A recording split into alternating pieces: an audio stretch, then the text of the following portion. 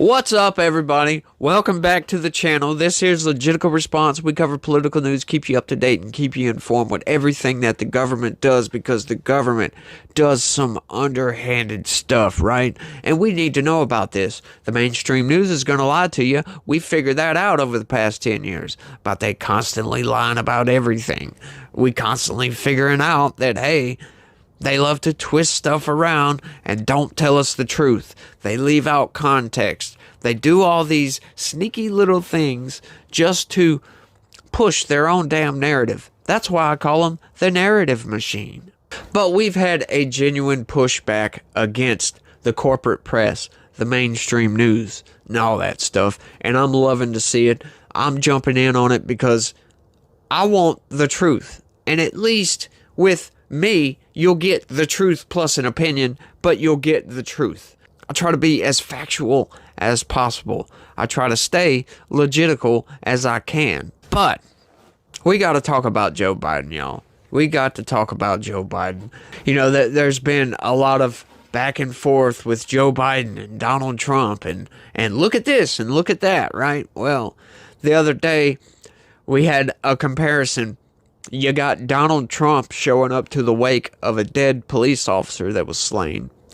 At the same time, you got Joe Biden showing up with Lizzo and Stephen Colbert to party their night away, which makes no sense. However, the partying of the night away didn't go so well. Check this out.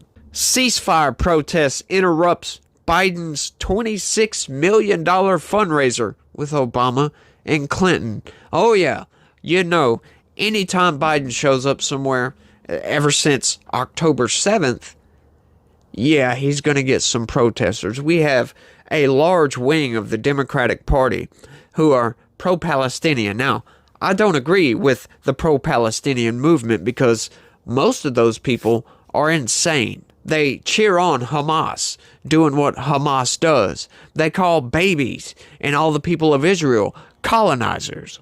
Like, what? What do you mean colonizers? Those people, the Jewish people, have lived in that land for thousands of years. But the Palestinians have also lived in that land for thousands of years. So what are you talking about, colonizers? Technically, the entire world is a colony. So, I mean, you could make arguments that anywhere on the planet is a colony. Because, you know, according to science, we all originated from Africa. So, if you trace all this stuff back, we all come from the same place. That's why I don't understand why these people are so adamant about their race and identity politics, because we all come from the same freaking place. But let's get into the story right quick, because this one's kind of funny. Pro-Palestinian protesters interrupted President Biden's multi-million-dollar star-studded fundraiser Thursday while he was holding a discussion with former presidents Obama and Clinton. Now, why? This one blows my freaking mind, right? With all of the stuff that's come out with Jeffrey Epstein and that whole situation, right? Why in the hell would anybody want to show up to a fundraiser where Bill Clinton is there? And Bill Clinton is one of the main acts, I guess you could say. Considering all the allegations against Bill Clinton, all of the photos, all of the information that we've gathered that pertaining to Jeffrey Epstein and Bill Clinton's extracurricular activities, I guess that's just the way I'm going to put it. Yeah, I wouldn't want to be seen anywhere near Bill Clinton, to be honest with you. And this just goes to show that Biden and Biden and Obama, they are complicit in this because they want him there to help fundraise for the Democratic Party. This is just another example of why I call the Democrats absolutely insane. They don't seem to care that Bill Clinton was a pedophile going to Pedophile Island, allegedly. Section 2, I licked my lips. Section 2A, I then produced from within my sport coat 1/4-inch torque wrench. Section 3, I proceeded to bludgeon said hobo on and about the head, neck, and shoulder.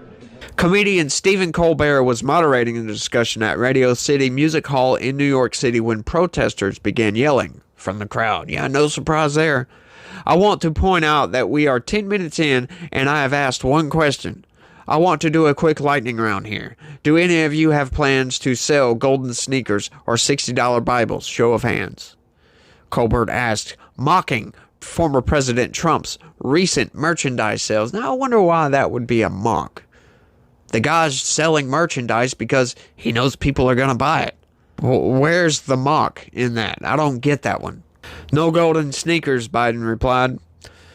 Colbert then asked Obama and Clinton what they miss about being president, and when Clinton started speaking, the first protesters began whistling and yelling obscenities from the crowd. Reporters in the room said protests were yelling about Russia and Ukraine, and then protesters calling for a ceasefire, and Gaza joined in. Yeah, so they're getting hit from both sides of the aisle on this one. I guess you could say not both sides, not like Democrat and Republican, but the Ukrainian protesters, because why are we funding foreign wars? And then the pro-Palestinian protesters, because we're insane and we think terrorism is a good thing. You're out of your effing minds, yelled the first protester, who was escorted out of the room. Naturally. Excuse me, Mr. President, for people who are watching at home on the feed, you may not be able to hear, but there's some protesters here. There are some protesters here who are no doubt related to the protests we saw across the street, Colbert said.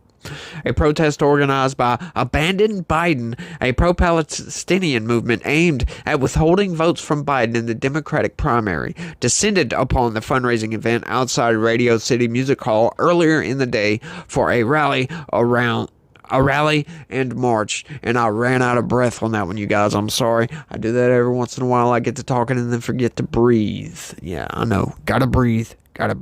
But these pro-Palestinian protesters, they seem to be like a holdover from the BLM riots, right? It's like, seems to be the same people or something, because they get violent and they get out of hand. Now, I don't agree with these people whatsoever on almost everything. I do agree with them on one. We need to abandon Joe Biden. Joe Biden is terrible for the country. Joe Biden has ruined this country in a very short period of time. He has allowed the great divide in politics to further just get even bigger and bigger and bigger. Now, when Trump came into office, these people were so deranged with Donald Trump that they were willing to pay foreign sources and these government agencies, right, like the FBI, to create a dossier that said Donald Trump was a Russian agent. They totally created this stuff out of thin air, and the government went along with this, right? We know Obama was involved. He knew about this was going on. The Russia hoax, right? The Steele dossier and all this other stuff. And naturally, the left-wing corporate press, they went right along with it and promoted all this crap, knowing it was a lie. They had to know this stuff was a lie. There was no proof. We had Congressman Adam Schiff getting on national television saying there's all this evidence. So, it doesn't surprise me that some of the people were fooled by this. A lot of people were fooled by this, and you can't blame them. Because, wow, we got the corporate press, we got congressmen, we got the government, everybody's saying, oh, this is true. And then come to find out, it was totally fabricated. The entire thing was totally fabricated, all to take down Donald Trump. And then they fabricated more stuff, and more stuff, and more stuff. And it's just been derangement after derangement after derangement, escalating derangement for the entire time, since 2016. And what does Joe Biden do when he comes into office? Says he's going to unify the country, but then what does he do? Oh, these ultra MAGA motherfuckers, blah, blah, blah, blah, blah. Just starts going off on MAGA, right? No, that's not how you unify the country. You don't unify the country by taking a hard left turn and going way over here. He has totally destroyed the norms in this country. He has totally destroyed the Democratic Party. Of course, the Democratic Party has totally destroyed itself. Sorry.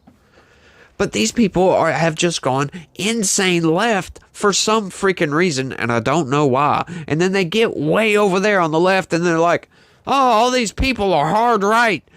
They're far right extremists. Wait, no. No, we're not. As a matter of fact, conservatives of today would be Democrats in the 90s. So what the hell are you talking about here? We're far right? No. We're a lot more moderate than moderates were 10 years ago. But let's keep going. I've ranted long enough. There are people outside and people in this room, I'm sure, who have passionate divisions about what the best course of action is for the crisis in Israel and Gaza right now. What do you believe the United States' role should be going forward to ensure the most peaceful and prosperous future for the people of Israel and for Gaza? Colbert asked Biden. More protesters are interrupted with yells of blood on your hands. That's all right. Let them go. There's a lot of people who are very, very... There are too many innocent victims. Israeli and Palestinian, Biden said. We've got to get more food and medicine supplies into the Palestinians. Yeah, I guess that's what he said. What? There's a lot of people who are very, very... There are too many innocent victims. Okay, well, there we go. Another solid message from Joe Biden. What? It's understandable. Israel has such a profound anger, and Hamas is still there. Oh, whoa! That's kind of a hardcore stance there, Biden. Yeah, Hamas is still there. Well, I bet these pro-Palestinian people were pissed off when he said that. But we must, in fact, stop the effort that is resulting in significant deaths of innocent civilians, particularly children, the president added. He was interrupted by more yells from protesters. Biden said that there has to be a post-Gaza plan. No shit, Sherlock. And there has to be a train to a two-state solution. Why has it got to be a train to a two-state solution? I mean, is that kind of a punch in on Bill Clinton right there? I mean, I'm just saying, that's what it sounds like to me, because why does there need to be a train to a two-state solution? Why can't there needs to be a two-state solution for this, right? Why throw the train in there? An alternate crowd at the event then started chanting 4 more years, right? This is the insane socialist arm of the Democratic Party, who are at odds with the pro-Palestinian arm of the Democratic Party. I hope these people just start going at it, because they deserve it, y'all. These people are insane. Just outright insane, if you ask me. The event in New York City brought in more than 26 million, according to the Biden campaign.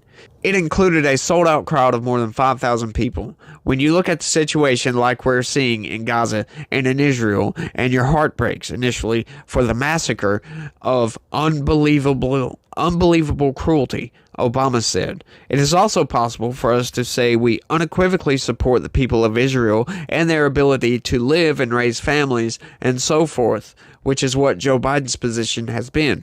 Yeah, that's why the pro-Palestinian people don't like Joe Biden. And hey, I'm right there with them. I don't like Joe Biden either, but for very many different reasons, right? We can sit here, these pro-Palestinians just blow my freaking mind, because we can sit here and criticize Israel for killing civilians. I do it all the time. I think they've gone way too far. However, I understand they want to get rid of Hamas. Hey, a terrorist organization should not exist. I don't like war, right? I think that it should be much more surgical, in my opinion. Is that a possibility, though? Yeah, I would say it's possible, but what are the logistics of this? How can you get this done? That's the question, and that's what Israel is facing right now. I'm not in their head, and I don't know everything about that situation, but it doesn't appear to me that Israel is all that concerned with holding back, because they really haven't held back, and that's where my criticisms are. Now, I'm not going to take those criticisms very far, because I don't know the situation on the ground, right? We've heard the numbers from the Gaza Health Administration or whatever, and those numbers are terrifying, if you ask me.